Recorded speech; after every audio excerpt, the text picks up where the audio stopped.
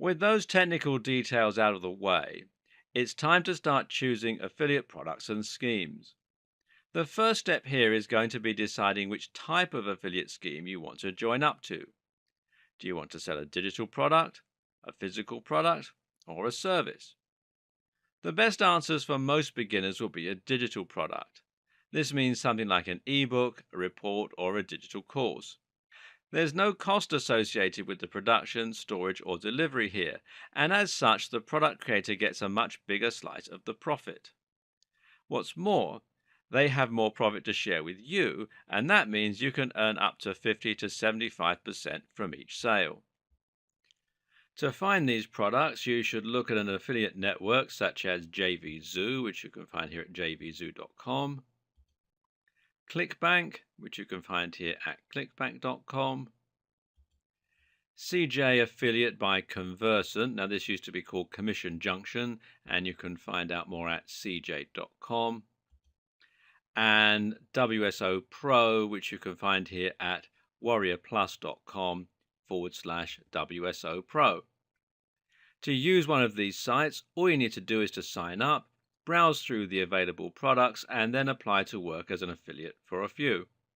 You can see data and information about each one, such as the number of sales, the cost, and so on. From there, you want to choose a digital product that is making a lot of sales, but also offers you a good amount of cash per sale. Think too of how you're going to market each of these products and what angle you're going to go with to make it desirable for your audience. Trying out the product is a very good idea, as is finding one that offers free marketing materials that the product creator has designed. Some will come with free landing pages, blog posts, email autoresponder sequences, and more that you can utilize.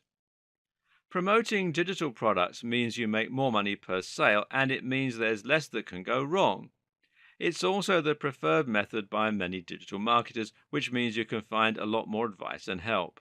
Some people, though, will feel more comfortable selling physical products, which they can do by signing up to Amazon Associates, which you can do at affiliate-program.amazon.com, or share a sale, which you can find here at shareasale.com. People like selling physical products because they still have a much wider audience. It's a certain type of person who's willing to spend $50 on an ebook, and anyone who is a technophobe, who wants something physical, or who is savvy enough to know they can get most information for free won't be interested. On the other hand, we all spend money on physical items. This means you have a much larger potential audience.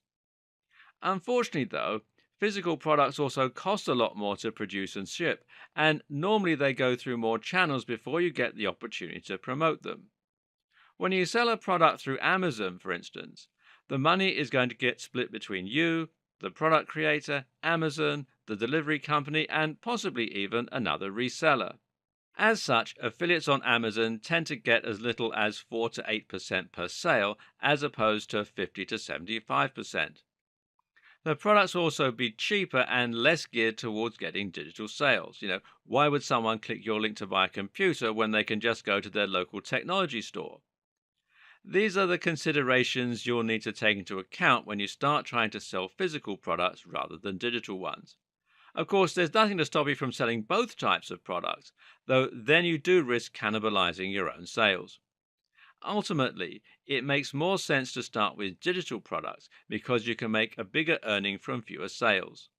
When you're not yet getting the sheer volume of visitors you need to make hundreds of sales, selling digital products is still the quicker route to making more money. Finally, you can look at selling services or memberships. These will often provide you with what are known as lifetime commissions. For instance, if you can get people to sign up to a gambling site, then you might be able to earn commission from them for the lifetime of their membership. Get enough of these and you'll be set for life. But, of course, there are unique challenges here too.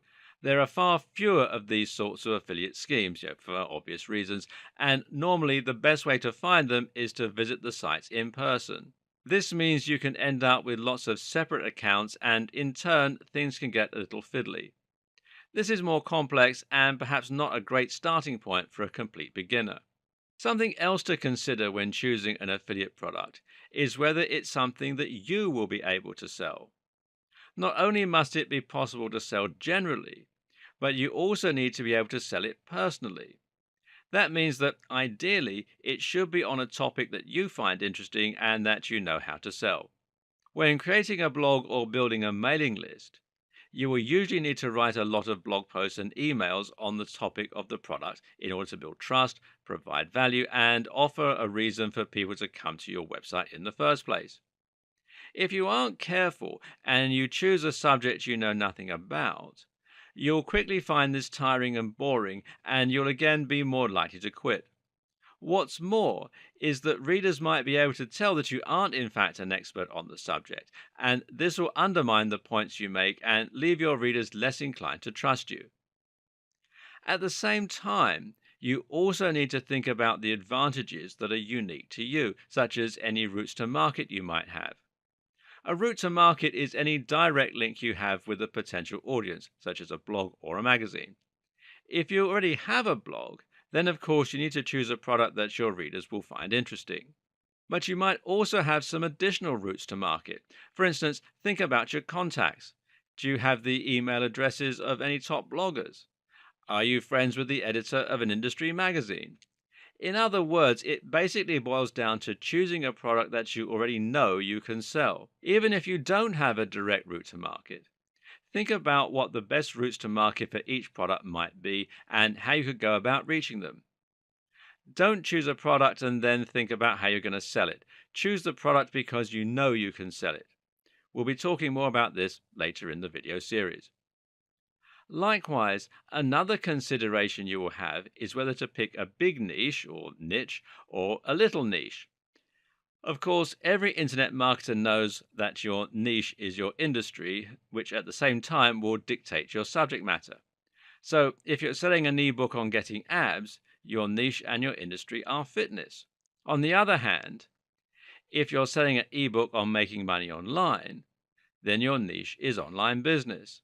Making money online is actually the biggest niche you'll find when it comes to digital products with affiliate schemes. In fact, Warrior Plus is entirely dedicated to digital marketing products. Meanwhile, just behind digital marketing as a popular niche are the fitness and online dating niches. This is a good thing because these are proven niches. People are happy to spend money to make money, and they'll also spend money to look and feel better or to find love. These are also subjects that appeal to everyone, so if you're looking for a product with a proven track record, it will likely be in these areas.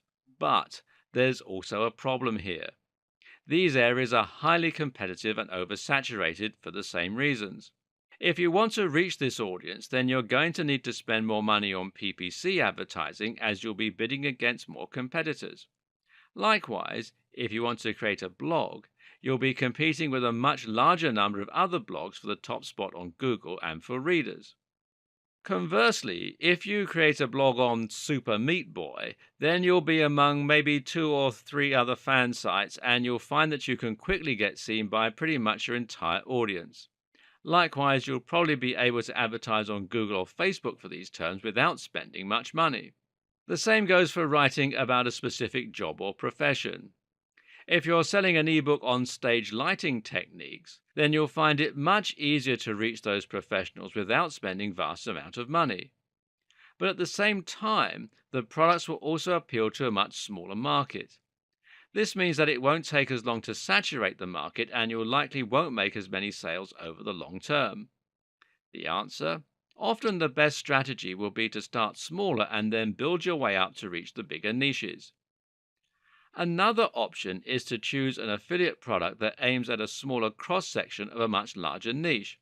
For instance, fitness for the over 50s is a much smaller chunk of the larger fitness niche.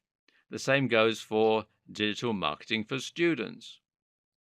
One more consideration, though, is who the target demographic is and specifically how much disposable income they have. In this regard, aiming at the over 50s makes more sense than aiming at students.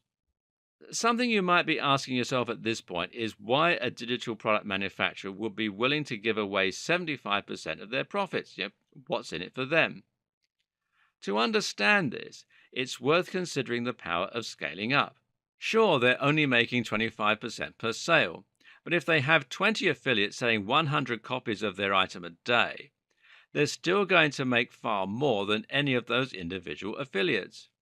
More importantly, they'll be able to earn much, much more than they would selling the product on their own.